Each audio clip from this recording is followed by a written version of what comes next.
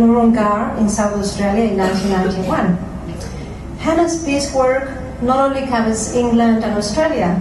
She has been active in the establishment of an international network against foreign military bases, embracing 40 countries across the Asia-Pacific region.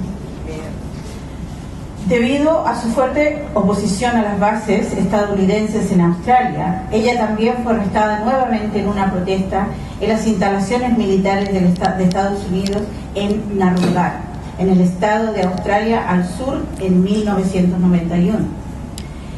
El activismo de Hannah por la paz no solo abarca Inglaterra y Australia. Ella ha participado en el establecimiento de una red internacional contra las bases militares extranjeras que abarca 40 países en toda la región de Asia y el Pacífico. We know that Hannah is not afraid to act on her convictions. I can tell you that she was arrested once more in the late 90s for occupying then Prime Minister Keating's office in a protest in support of East Timor.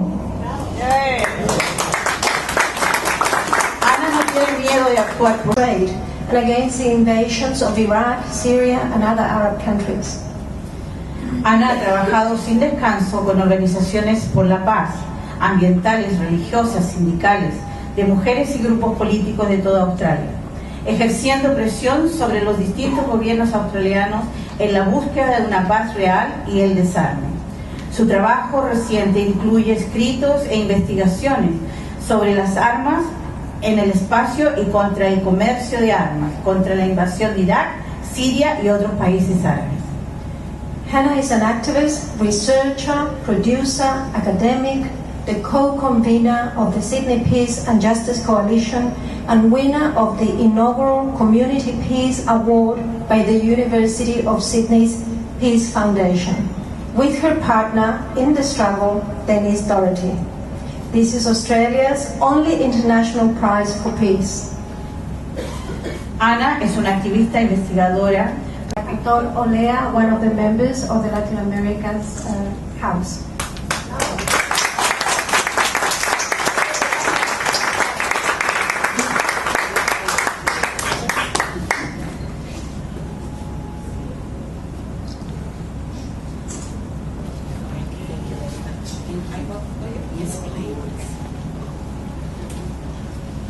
Thank you so much. I must start by acknowledging the traditional owners of the land on which we meet and say Aboriginal land always was, always will be. And I pay my respects to elders past and present and my very great respects to Wiradjuri elder who is with us tonight.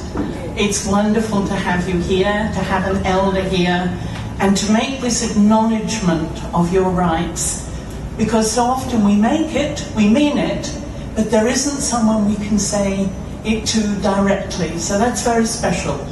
Thank you. I would like to say that I'm not standing here alone.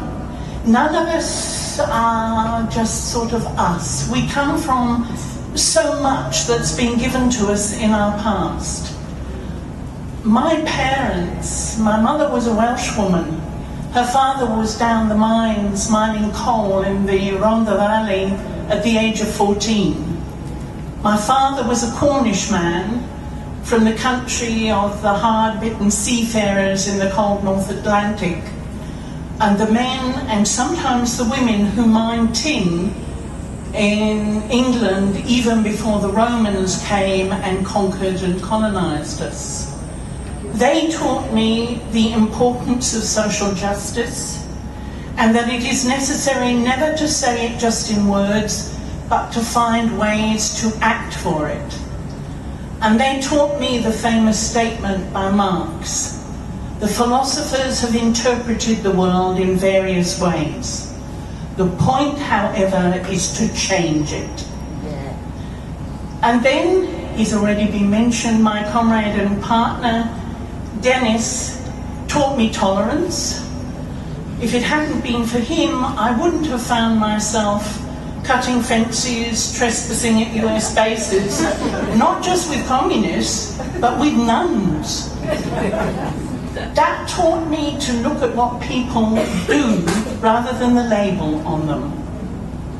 And I think together we also learned a very important lesson that many of you know too, that revolution and love are inextricably intertwined. You can't have one without the other. And then there are the thousands of communists, of socialists, of unionists, of church people I have been so privileged to work with over my 73 years. They've taught me so much. They've given me so much courage. They have helped me to learn, to grow, and to go on acting, even when sometimes one feels, my God, we'll never get rid of these American bases, or some other campaign we're involved in, and you feel, maybe the enemy is too big. And then you think of that statement, if you think you're small, remember being in a room with a mosquito. So all of those people are with me and get this award well because they have made me what I am and they have helped me do what I do. I want to end with a saying I heard about recently, which was apparently the favourite saying of Gisela Rubela, who was an activist, a teacher, a Chilean woman, who was murdered by CIA-trained thugs on International Women's Day. That was why I was initially particularly interested in her. But I heard about this saying and it touched me, and I wanted it to be the last thing I share with you, and I apologize for my pronunciation. Her favorite saying was, "La mujer bonita es la que lucha." The beautiful woman is the one in struggle. Thank you.